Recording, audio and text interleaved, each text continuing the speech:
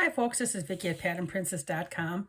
Today I want to show you how to work this really cute ribbed border. This is a nice border for your crochet blankets, placemats, scarves, cowls, all kinds of things. And this is just using the single crochet back loop.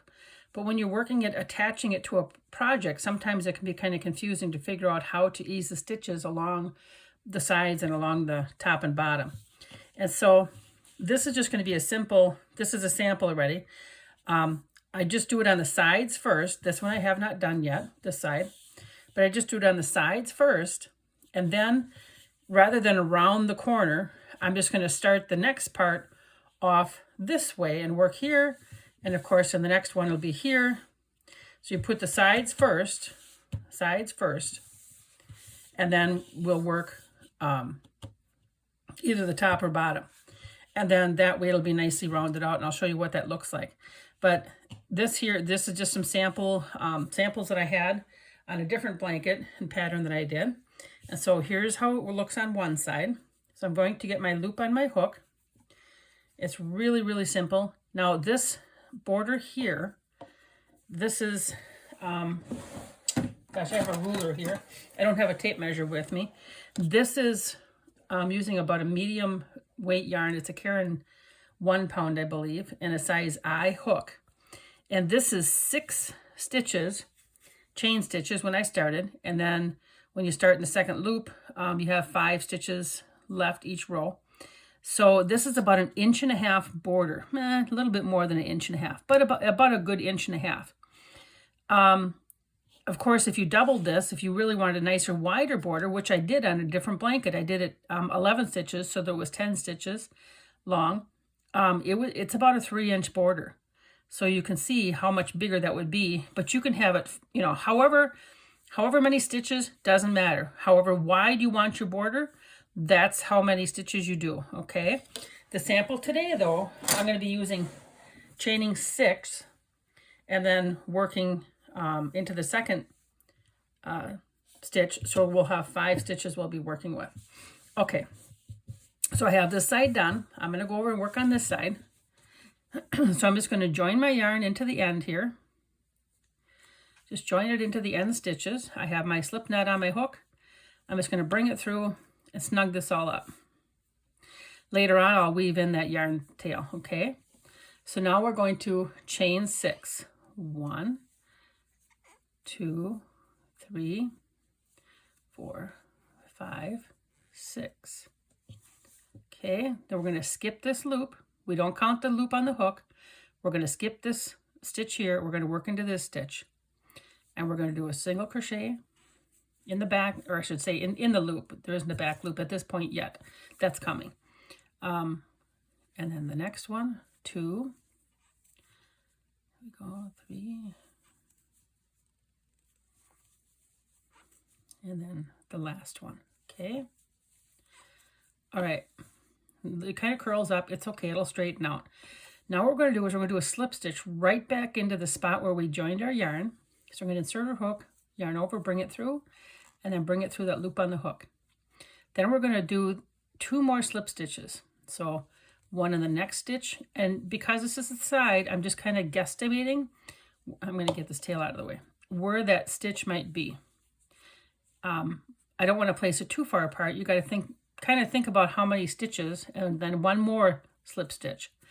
Think about where the stitches would be placed if you were just doing single crochet. That's what I do. Okay, so now we're going to turn this way. We're going to turn it. Now we're going to skip those 3 slip stitches. 1, 2, 3. So right here in this stitch here, we're going to do a back loop single crochet. And it's okay if your first stitch kind of seems wide and loose here. That's okay. It'll all work out. See that? There's 1. And we've done this stitch. Now we're going to go to the next. 2 single crochets in the back loop. 3. And then we have 4 in the back loop only, not through both loops. And then 1 more gives us our 5, okay? Now we're going to turn it again you're going to keep flipping it. And if you're doing a big blanket or something, like I was just recently doing, I just kept folding the blanket over me because it's hard to flip the whole thing. So chain 1, that does not count as a stitch. You're going to do a back loop again, not this loop, but the back loop, and work a single crochet. There's 1, 2, 3, 4, there's going to be 1 more. Oh, I'm catching the yarn from the other stitch. There we go, 5. We're going to slip stitch right back into the base, and then 2 slip stitches over. So 1, and then 2. And again, like I said, we're just kind of guesstimating where those stitches are. Flip it back over, and this is the whole thing, all the way to the end. 1, 2, 3, and then we're going to work our slip stitch into that first, or I should say our single crochet into that first stitch. We're skipping those slip stitches. There's 1, and it's a back loop. 2, 3, 4, and this is it. And when you get to the end, when you're done, if you're done going out on the row, if you're even, that's where you stop and you just weave in the end. If you have to come back, then come back to make it even on the end, because that way your ends are nice and even. Okay, I'm going to turn this, and then I'm going to stop here, and I'll do the other way just so you can see that. Chain 1, and then the back loop in the very first stitch, and then the next 4 of them here, we're going to do a back loop, single crochet. All right, and this is the whole pattern all the way to the end. And then we do our slip stitch in the base, and the slip stitch in the next 2 stitches. Okay, 1, 2, 3, and then we would continue on. See that? All right, and this is how it's looking. This is the back side, and then this is the front side. The front side looks much nicer. So I'll make sure when I add this, I'm working it towards the front side, because the front looks nicer than the back side. Okay, so if you have, like this happens to be a cabled sample that I've made for another blanket, I want the front side looking nicer. So that's how you do that part. So now I'm going to cut my yarn. This is just a sample here. So now we're going to work here. And then we just work over the top this way. But it's exact same pattern, exact same stitches. The only thing different is figuring out where to place your stitches. And it's the same concept. Just take, what did I say? Kind of take a guess at where your next stitch is. It's really nice when you have a top and bottom that have the chain stitches that you work into, because then you know exactly where your stitches are. That makes it easy. So here we go. Okay, we're going to join our yarn in the corner. Anywhere in the corner, we'll go right here. And so we do have stitches here to work into on this part. And do we? Yes, we do have it on the other part too. All right, pull that tight, snug. And we're going to chain 6. 1, 2, 3, 4. Whoop, whoop, whoop. 1, 2, 3, 4, 5, 6. I'm going to skip, not count the loop, but we're going to skip the first stitch. And the next one, we're going to do a single crochet. And then we'll do a single crochet in each stitch down. And there's 1. I can't get the second here. There.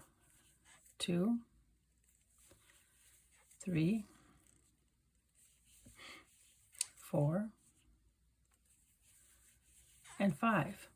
And again, we slip stitch right where we started. That's looking not like much right now.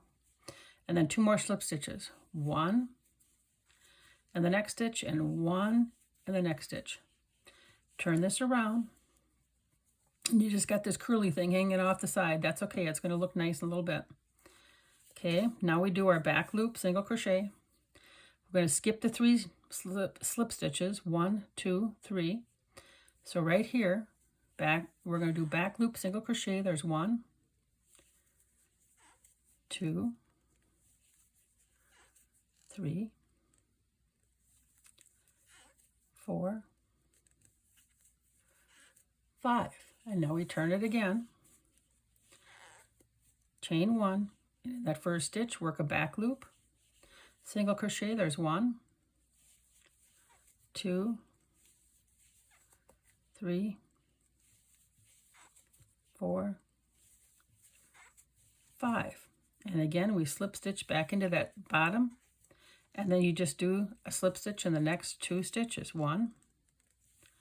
You see how we just continue on, and here, this is the row I ended on. And so it's really nice to be able to see your stitches where you are going to put your slip stitches in.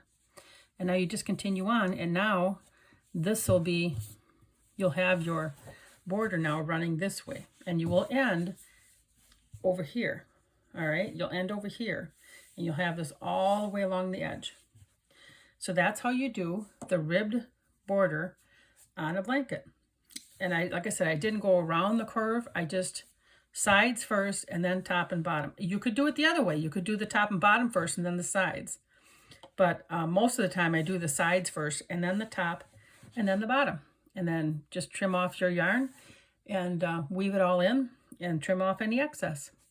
But I hope that this helps you. Please remember to like, share, and subscribe. And we'll have a pattern that uses this soon on the website. And of course, it's always free on the website, patternprincess.com. Take care. Have fun crocheting.